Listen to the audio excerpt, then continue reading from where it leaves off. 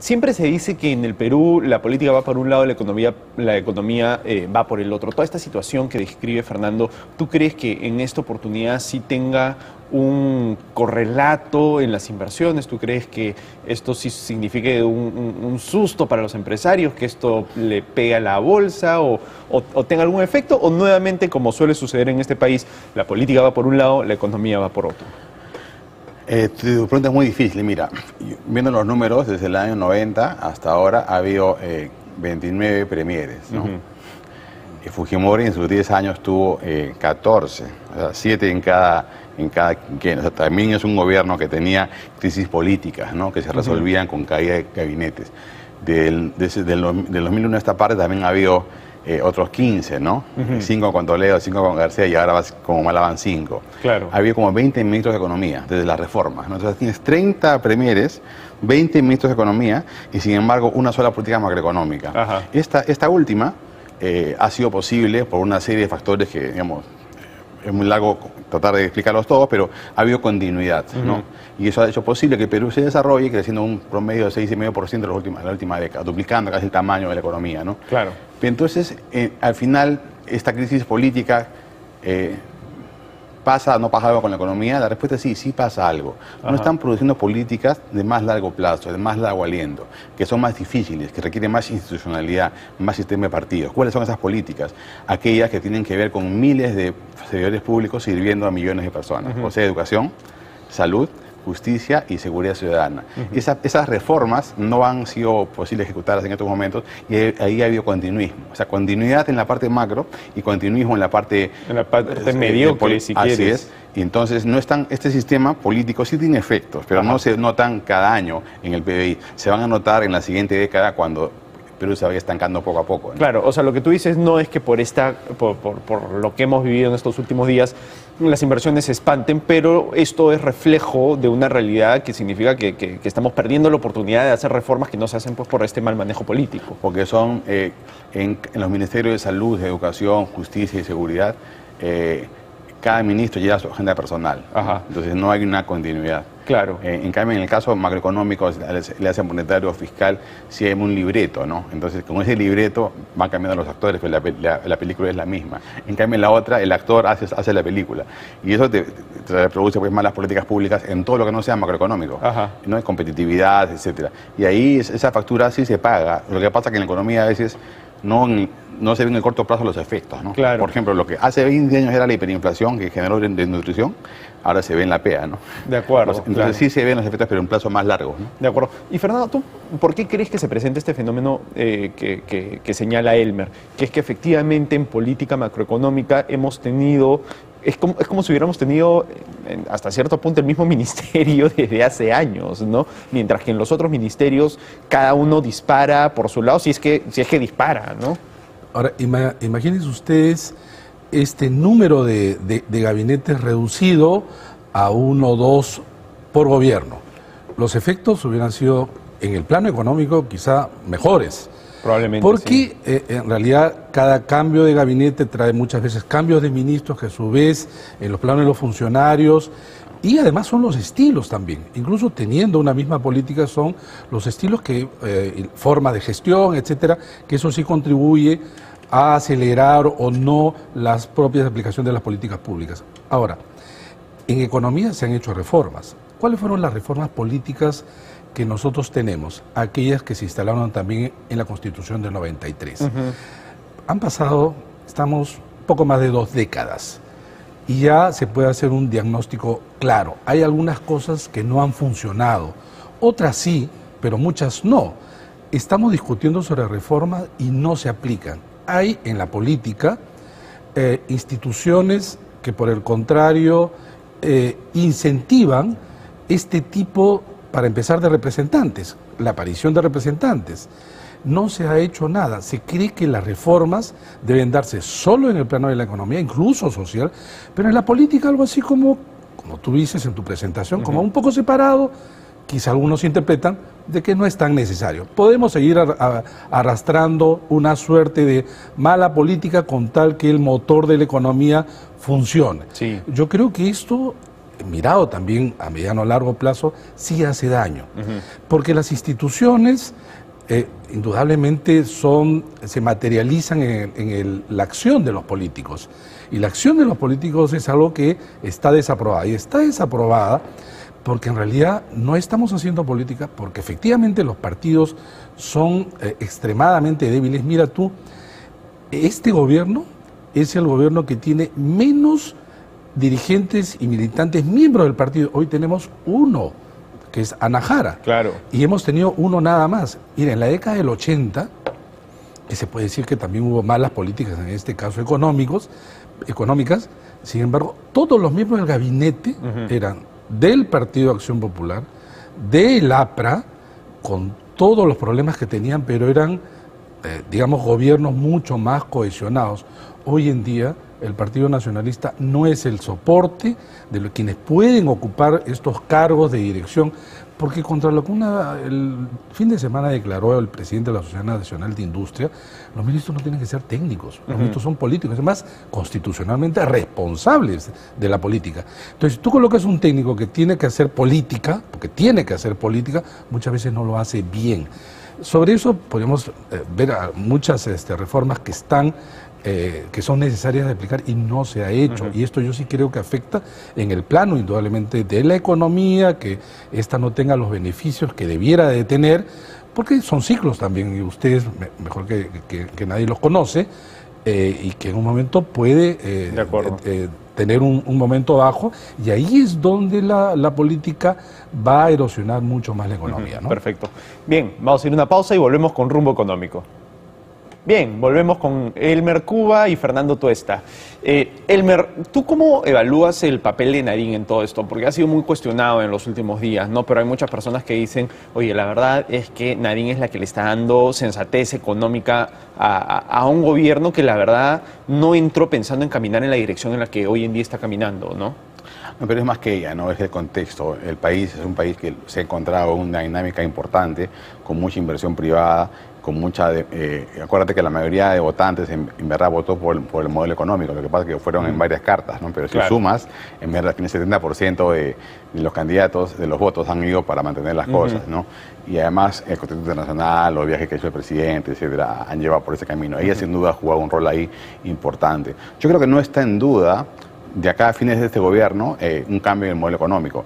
Y si ella decide ser candidata y puede y lo hace, tampoco está en duda el modelo económico. Claro. ¿No? En verdad lo que está en duda es, como dice Fernando, el sistema político. Ajá. Y esa crisis de representación es importante, porque si fuese un país con políticos que representan a la gente, tendría que estar invitando al ministro de Educación, de Salud a cada rato y votándolo, ¿no? Claro. Porque somos muy exigentes con el Banco Central, por ejemplo. Si se debía la meta de inflación, oye, ¿cómo te debía la meta de inflación? ¿No? Sí. Si el medio tiene déficit fiscal, casi que sacas al ministro, ¿no? Pero si das una pésima educación, una pésima justicia, no pasa nada. Entonces, en esa parte somos laxos, pero el que no debería ser laxo es el Congreso, porque está representando, ¿no es cierto?, al ciudadano. Y de hecho es curioso porque también para el Congreso, con esos temas, es más estricto en los sectores que tú has señalado que en los otros, ¿no? Por ejemplo, para la elección de los directores del BCR no se ha visto pues esta mañosería política que sí se vio cuando se eligió a algunos de los vocales del TCE en la con Xavier Repartija, que acabó como todos sabemos, ¿no? Incluso el Congreso por alguna razón es un poco más cuidadoso con estas instituciones de las que depende la política macroeconómica. El punto es que la macroeconomía no basta. Ha sido importante en estos 20 años, ha dado señales de estabilidad, hay un boom de inversión y está perfecto. Pero los retos de Perú en las próximas décadas tienen que ver con otras cosas, con productividad, con competitividad, con un mejor Estado y con bienestar. La gente no solamente quiere inflación baja o empleo, quiere que el Estado esté por los servicios mínimos que uno le pide a un Estado moderno. Y eso no está ocurriendo. Entonces, esa insatisfacción hace que la gente siempre busque un santo, ¿no?, que pueda cambiar las cosas. Y el tema de corrupción también sigue avanzando, sobre todo a nivel local y regional. Entonces, esto al final afecta a la tasa de crecimiento, sí la afecta, no la del año corriente, ¿no? Pero más adelante sí. Nuestro potencial futuro de crecimiento. Y pues, el problema es que es muy tarde. Cuando eso ocurra y voltees los ojos y digas, oye, ¿cómo no hicimos las cosas que teníamos que haber hecho en esos años?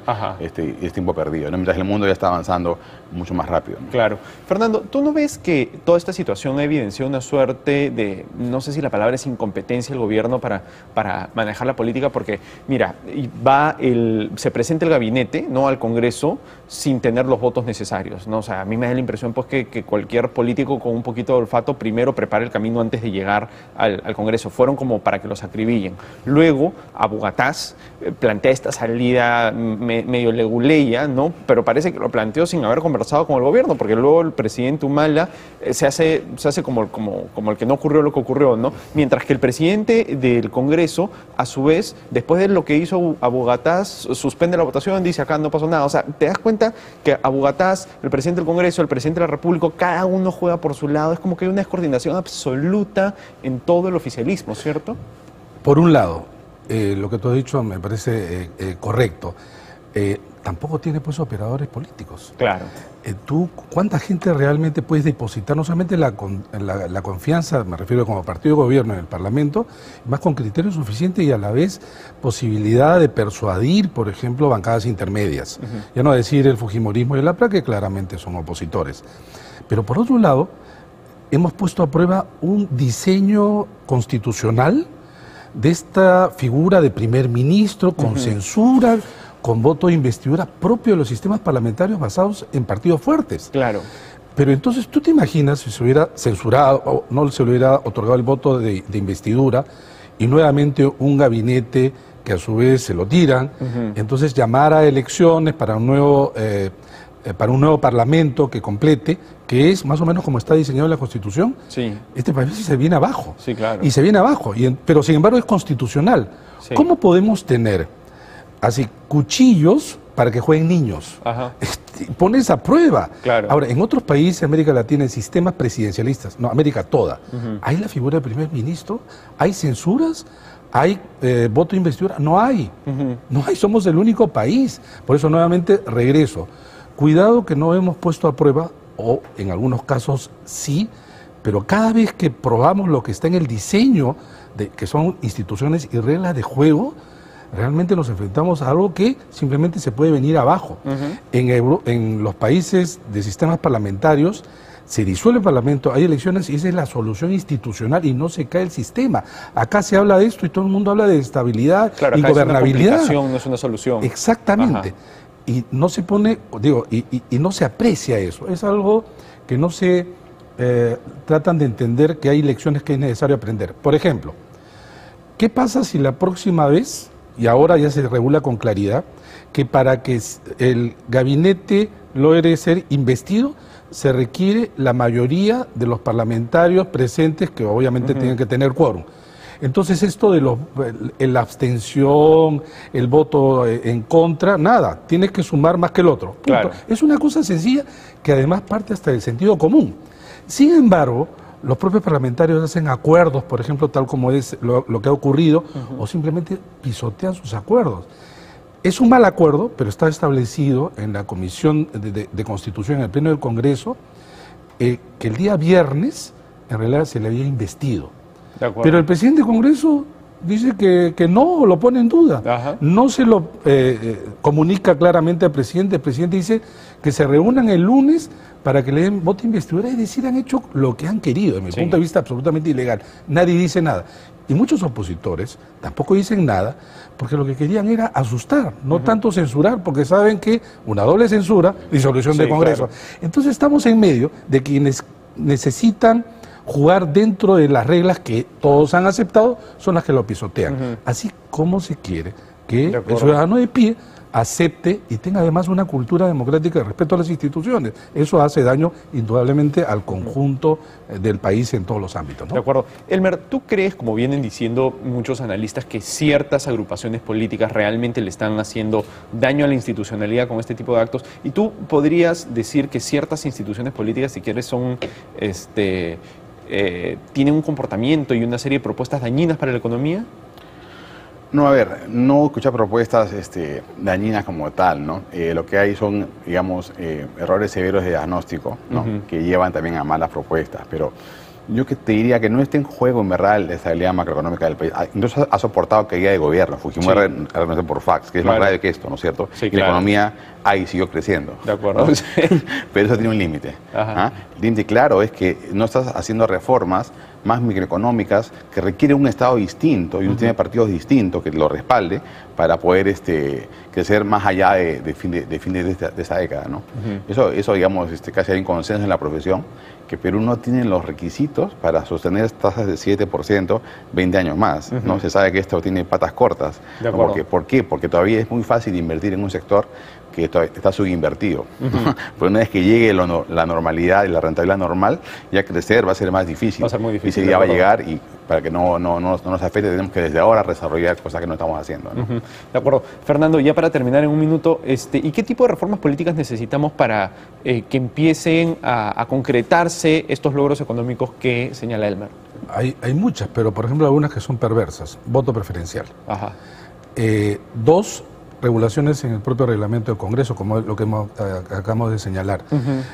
Incluso que no es posible que los partidos ingresen y tengan los incentivos para simplemente fraccionarse más.